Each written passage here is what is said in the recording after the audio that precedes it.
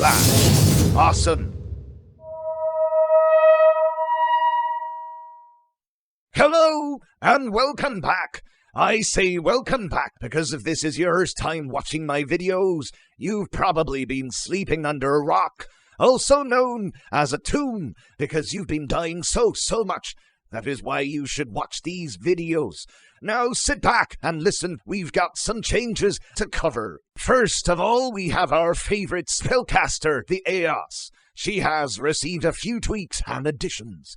If you look down to the right, she now has an extra ability. The ability to teleport to her opponent's location and whack them in the face. But be wary, once initiated it can't be interrupted, and the casting time is fairly long. The Eos has also received a tweak to her Fury of the Titans ability.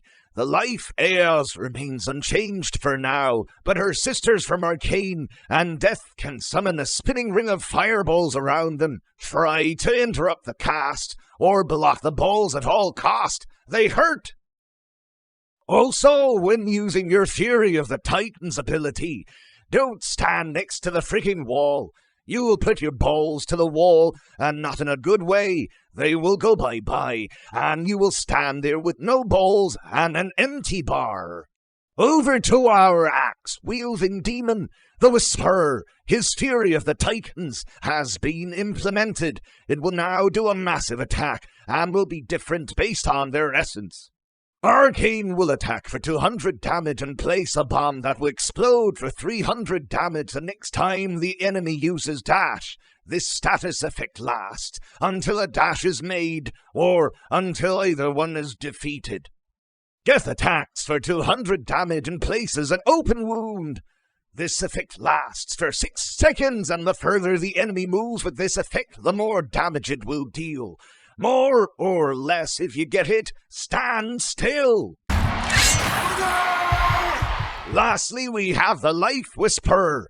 This attack equalizes the health between the caster and the enemy at a 50-50 split, but cannot exceed the caster's maximum health and can be a real lifesaver if used properly. Note that all of the Whisperer Fury of the Titans attacks are unblockable, but they can be parried or dodged. Now these changes are for combat in general. An invisible knockdown meter has been implemented, meaning after being hit enough times with normal attacks and claws you will eat some sand.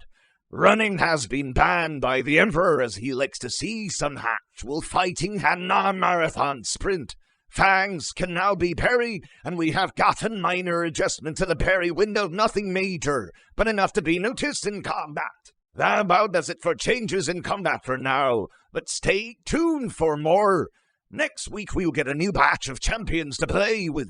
As for the other mini-games, there has been a few changes worth mentioning. Drunken Racing has received a few changes to make it more fun and engaging, meaning confusion and hallucinations, just like any teenage party. Firstly, you won't know where the first key is, so it's time to run efficiently around looking for that.